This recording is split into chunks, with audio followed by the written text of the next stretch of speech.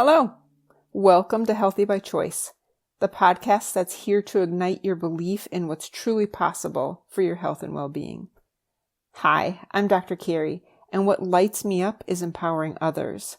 My mission has always been to inspire you to take your health seriously and give you the tools to understand your body on a deeper, more meaningful level. In each episode, we'll explore the healing power of nature, the role of real food as medicine, and how intentional movement can restore balance to your body and mind. So whether you're on a journey of prevention, recovery, or simply seeking more vitality, this podcast is your reminder. You hold the power to heal. Thanks so much for joining me.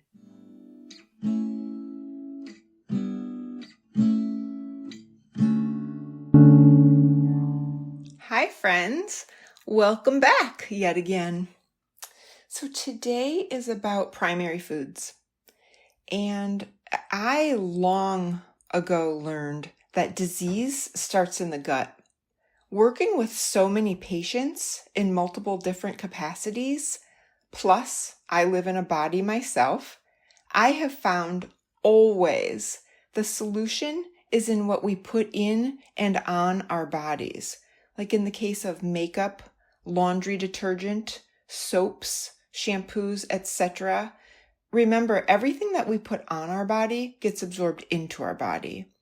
So what I also recognize is most people will start first having a problem and wanting to treat that symptom and then building on that knowledge.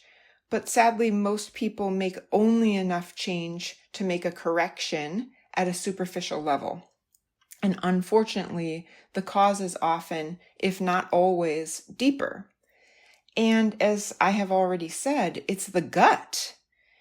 Thankfully, there is a lot the layperson can learn about gut biome and gut health, and that is the source of skin issues, organ problems, most often pain, what we call degeneration, and what we have labeled as aging. All can be healed through healing the gut. I know that personally, and I've absolutely seen this with my patients, many patients over the years. So going forward, many of my podcasts will be dedicated to food and gut health, and most of all, holistic wellness and prevention. You know, I'm lining up some great interviews with some really great guests for you. Today, however, I want to share with you the basis of my coaching. This is the foundation from which we build when I work with people who, like me, decide to commit to healthy lifestyle practices going forward. I have absolutely committed to my mental, spiritual, emotional, and fitness health. And actually, today is my birthday. I'm 56. And so this is foundational for me as my chronological age continues to grow, I'll call it. I'm proud to be 56. I'm happy to be 56. I feel fantastic, to be honest with you. Probably better than I've ever felt in different ways, and I look forward to feeling more better. So what I'm sharing today comes directly from my health coaching certification program that I did in 2012. And I continue to live by and teach this today. It's called primary food. And so all that we consider today as nutrition is just a secondary source of energy. Primary food feeds us, but they don't come on a plate. Elements such as a meaningful spiritual practice and an inspiring career, regular and enjoyable physical activity, and honest and open relationships that feed your soul and your hunger for living all constitute primary food. So if you think back to a time when you were passionately in love, everything was exciting, colors were vivid, you were floating on air, gazing into your lover's eyes, your lover's touch, and your shared feelings of exhilaration were enough to sustain you. You may have forgotten about food because you're high on life. And remember a time when you were deeply involved in an exciting project. You believed in what you were doing and felt confident and stimulated. time seemed to stop. The outside world faded away. You didn't feel the need to eat. Someone had to come by and remind you. Imagine children playing outside with friends. At dinner time, the mother reminds the children, time to come in, it's time to eat. And you always get the, no, mommy, I'm not hungry yet. This is, every kid responds that way when they're engaged. And at the dinner table, the mother feels that her role is to enforce the rules of good nutrition and instructs the children to eat their food.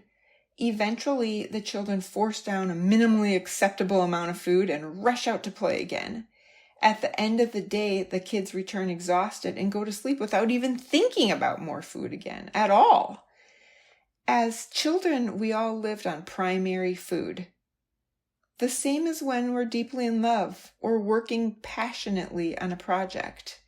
The fun, excitement, and love of daily life have the power to feed us so that food becomes secondary. It's a really important thing to think about. Now, if you think of a time when you were depressed, sadly, or your self-esteem was low, you were starving for primary food, no amount of secondary food or, food would do. You ate as much as you wanted, but you never felt satisfied. Even in good times, when we come home at night, we often look at the refrigerator for something to eat, when all we really want is a hug or someone to talk to. So basically, the more primary food we receive, the less we depend upon secondary foods. The opposite is also true. The more we fill ourselves with secondary foods, the less we are able to receive the primary foods of life. This is so poignant. And you can see it in people that you care about, right? I know for myself, especially because I live alone, I walk in the door sometimes and instead of calling a friend, I'll open the refrigerator and I'm like, this is ridiculous. Like, I'm going to go for a walk, I'm going to go call a friend. I'm going to do something, whether it's meditate, read, whatever. But sometimes my gut response, my initial response is stuff that feeling, that need. Sadly, like I said, I live in a body too, right? The more primary food we receive, the less we depend on secondary foods. I think that is just really something to think about, particularly the fact that the opposite is also true. And one fun thing is, I don't know if you are familiar with the author Bruce Lipton, but he is one of my contemporary heroes. If you're interested at all in filling your soul, but also scratching your science itch, I highly recommend the book The Honeymoon Effect by Dr. Bruce Lipton. The entire book is written about exactly this. So I'm going to give you my very brief synopsis. And if Dr. Lipton ever hears this, my apologies. But Dr. Lipton is a scientist, and everything was based in science. And his whole life was consumed with science, very important work. And he has contributed greatly to the chiropractic profession. So forever, Dr. Lipton is my hero. Also, he fell in love, and it was confusing to him. My words, not his. And he wanted to prove scientifically what is going on. And this is essentially what he's, the whole book is written about. When we are filled up, we don't need to stuff ourselves. So if you're looking for a Dr. Carey book recommendation, that's my top recommendation on exactly this subject.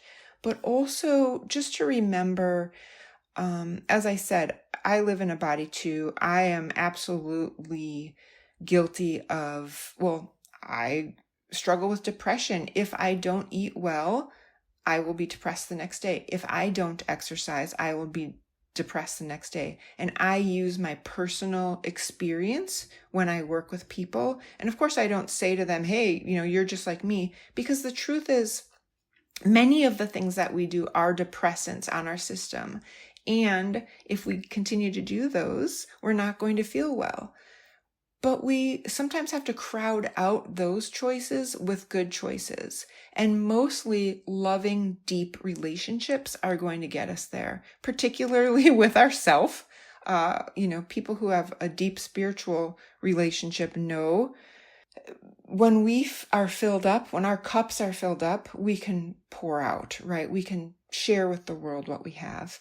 And I want to leave you with that today. Please consider looking up Dr. Lipton and just know that there's no judgment here. I'm just sharing this information with love, and I hope it helps you. Sending all my love, big hugs.